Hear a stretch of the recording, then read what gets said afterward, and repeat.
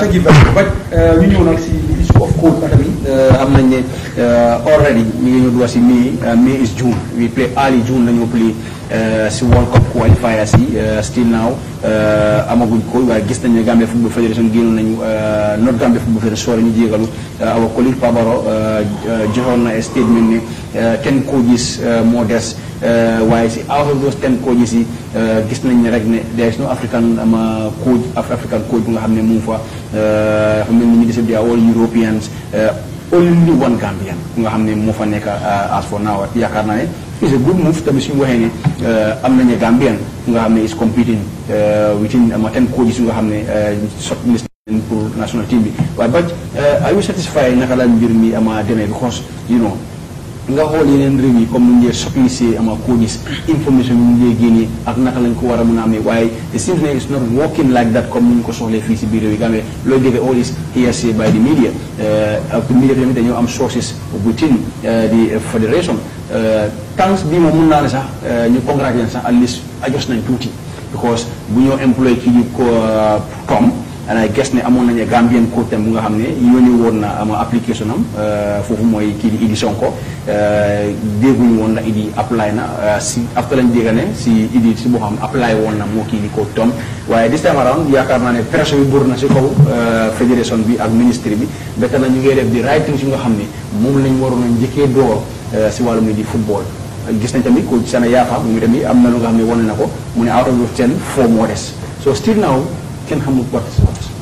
Yeah, by comme Bibi Lunga, in every institution, like it requires transparency. So in the maybe the shortlist in the like it's a hearsay because Babarosu Guinea, we all know that he has authentic news accurate. While news from the direct party says it a lot. And by if you hold in a public office, it requires information. Information is key. By Niki Sogisi really the Amrek, Junte the Amrek, it's lack of information. By like it's their responsibility for them to give information to the general public. Like laws are only things that are laws of the country. Yo yawarem jangi di law, yawarem jangi di law ilungwa. While information in every organization they have to give it back to the general public, and we're talking about national. It's a cake whereby Kuneka I'm not a privilege to cut the cake. So by like they're doing some things so after the Flena Munanyo hunt because it's football. It's better you give information than get criticized. You understand the loopholes and you keep on to information. You don't get criticized, and at the end of the day you make mistakes. I understand something. Like Gambia to a state like selecting a coach is very crucial. Selecting a coach is very crucial, to be honest, because come be below you don't mean AFCON league. Mean them AFCON is not the target. If you make a reaching to the AFCON final or qualifying to the World Cup. These are our targets. Absolutely. The U20 went to the World Cup. U20 they won the World Cup before. We've seen the duration of time within the frame. Bala bunyo get World Cup U20 ak bala ñoo demat. Like what we expecting is the U23 to qualify in a major Africa tournament. And next step we want to see the CHAN team. Because national team be established in Senbogo. And we expect the U20 established in Senbogo. In a sense that the U20 is part of the powerhouse in Africa. So you don't expect money because U23 be the CHAN team. By coming into the national team, like they need to be very careful onto what they're doing. By then reach to a stage where we have players that earn millions. Those players need to be managed very well. They need to know the criteria and what it entails for a coach to manage those kind of players. Absolutely. But these are very key onto everything. With even Demba, like nobody congratulate T-Boy, and it's very low because we all Gambian needs to be proud of. Seeing a Gambian being part of the shortlist. No, even the last stage. So I just want to know because amul fenn fuñ génnee T-Boy moo fa nekk waaye Mbay we believe we believe ne T-Boy have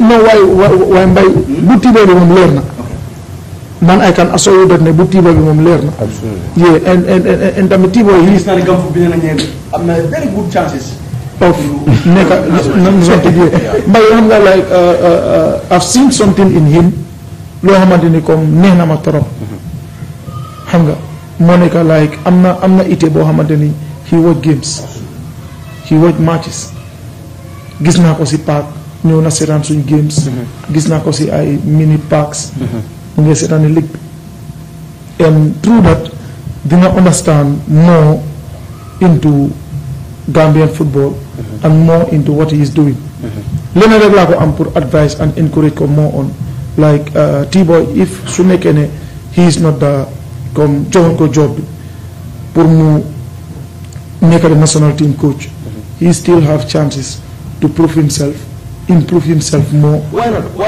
suñu bëggee dimbale suñu coaches yi why not we put them su fekkee dañ sign a foreign coach why don't we put them under them.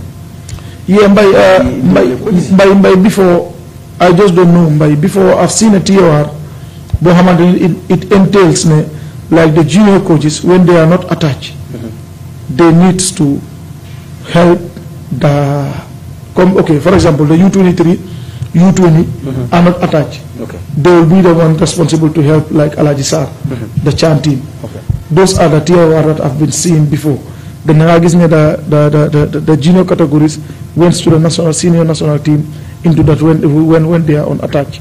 But off recently come nekundi gis lumel nonu. Well, I don't know why because by like when you are not in the system, you don't know the constraint that they face. When you are in, you know the constraint and the challenges that they face. But like we need to put our house in order because by okay, Gambia them went AFCON in Ivory Coast, and after the AFCON, these the coach reports and technical committee will meet for the coach because by coach the most important thing in what the coach is giving is the recommendation. By right now, I want to come, okay, Gambia, I'm a national team player. Because of like, we don't know what are the recommendations.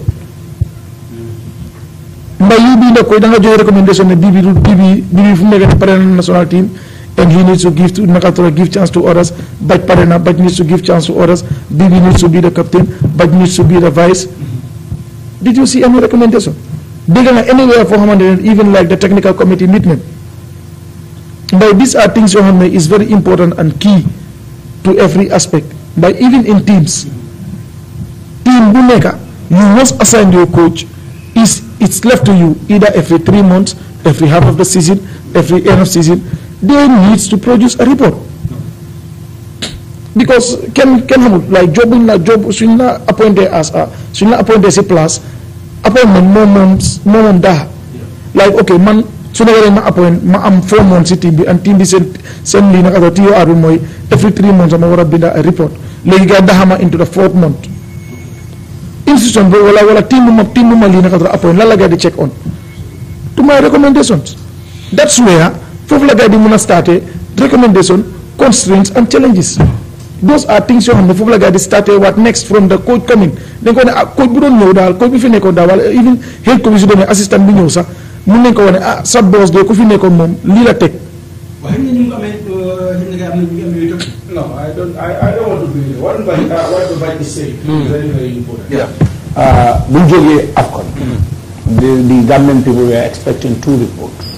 What? We needed a technical report. We needed the report of the organization. Finance is key. We cannot joke with that side. How you spend the money, it is our money. It is our money that we took to but this cannot continue. Why this cannot continue? By this man I've wrote a book. Yes.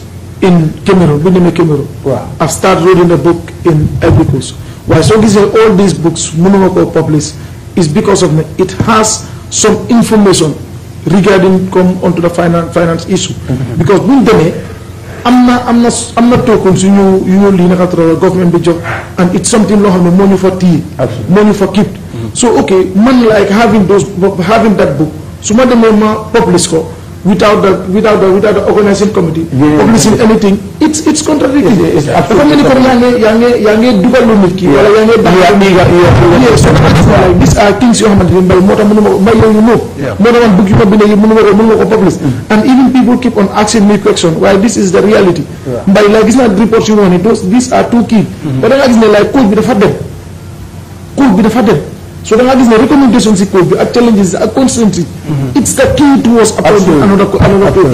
Mbay like lii seen liggéey la yéen journaliste yi mbay moo tax ok léegi comme dama dee dem faa and dama dee dem ba attaque journaliste yi waaye mbay these are key. yaa ci ba football one needs to when you update it one needs to understand the key factors. We are more lii naka tudd sax eager of Gambia kan la ñoo appoint, we are more in a haze of Gambia kan la ñoo appoint. What are the recommendations and the challenges? You have to learn more the nitty-gritties to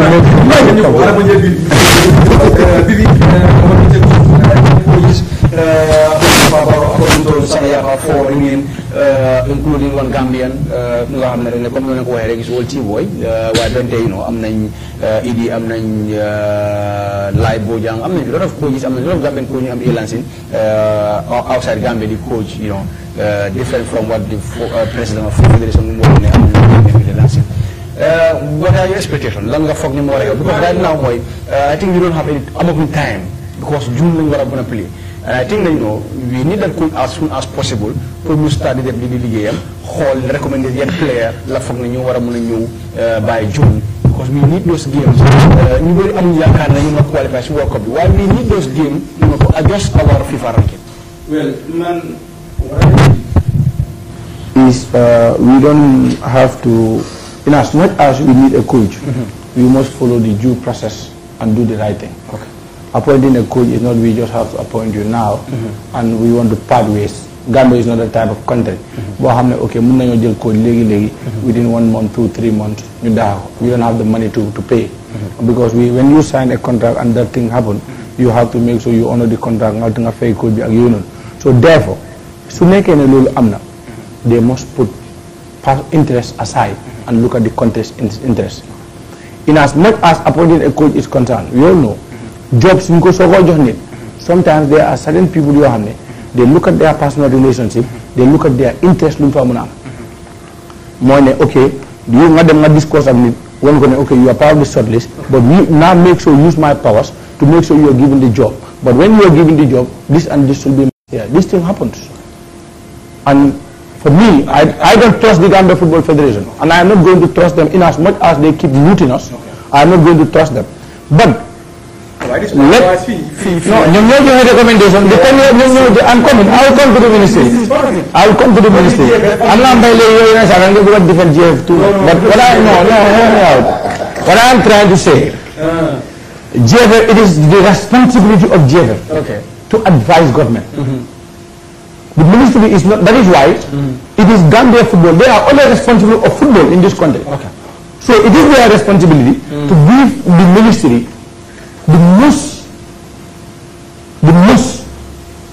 the successful candidate that they believe can take the Gambian team to the promised land. And if they are doing that, well, I'm not sure how much they are going to give, but I want to believe they can give the ministry two of the candidates. Two candidates. Man, I believe. Wow. Of course. But I do want papers. But I do want papers. But someone want papers. So most of my coaching the league, first division, second division, having the same part with me. Are they in the same level with me? I'm not available for my guy in batch. Absolutely. Experience also counts. Well, in as much as I want to believe they will look at the lancing because it's a FIFA on CAF recommendation. No, for Kojumuna am that lancing. But then in this country, the situation here, what I am saying, and my main thing is let us not look at personal interest. Let us look at Gambia first, and let us give the right person the job. When we do that, we can save the country and we can take the Gambia to the next level. What I am suggesting is let the Gambia Football Federation decide to this three and give you to the ministry and ministry do the final appointment. What do you want to do by this time? These are the 10 coaches. Watch my PDP from this school. Submission everywhere is done. But you know, in Mbaye, so they ligay. All we need is more bigger name. No, Kalo Touré. so ligay. Kalo Touré. It doesn't matter the name. The name doesn't matter here. Another visit to follow.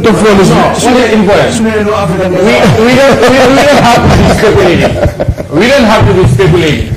Baboucarr has no African. They are making a grammatical blunder because Tibo is African. Tibo is an African. But look at it, brother. More in the information. That's key. These are the teams. People. 300 applicants they have. Well, applicant will have. These are the people who apply. These are the shortlisted. Period. You do the job. Let people don't have to publish it. Let people talk. Let people talk. The government is coming with access to information. People have a right to be informed. What is keeping the Gambia Football Federation not to inform people? You are taking the ministry. No, this is the ministry. I said government. If government should come and tell us everybody has a right to information, which is our fundamental right, I don't see no reason that government should do anything. It's not a security threat. I'm not information they can be a security threat.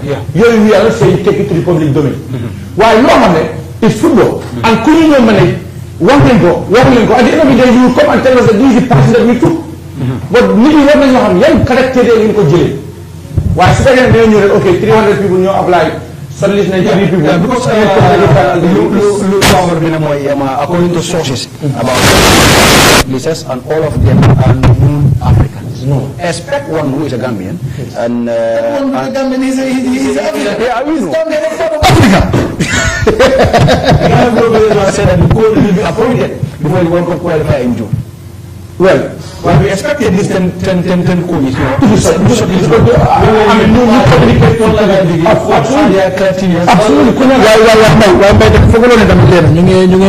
Contradiction in a sense. Okay, it's the responsibility of the ministry because they are the one hiring. No more recommend. No more hire. The ministry that want to gain almost for the vacancy. It's the Gambia way. Why? Let the Gambia, the same Gambia Football Federation, why come and tell us generally, we no apply. When it comes to communication to football,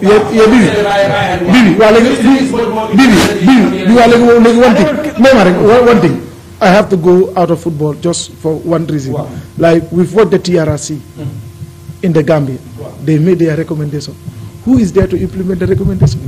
Is the government. Yes. The GFF make the recommendation, and who are there to make that to implement it?